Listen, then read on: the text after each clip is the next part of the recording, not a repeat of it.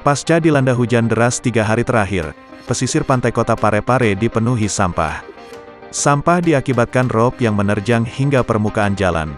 Di salah satu sudut pantai kota Parepare, ada pemandangan yang unik.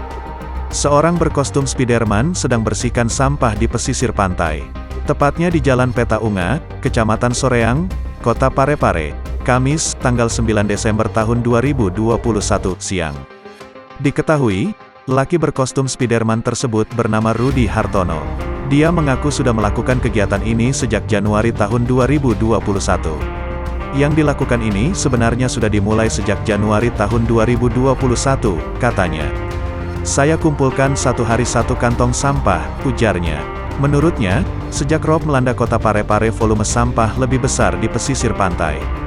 Selama musim hujan ini, sampah kembali menumpuk di pantai. Tambahnya, padahal sebelumnya, pantai sudah agak bersih, lanjut Spiderman itu. Hari ini, Rudi sang Spiderman mengumpulkan 2 kantong sampah.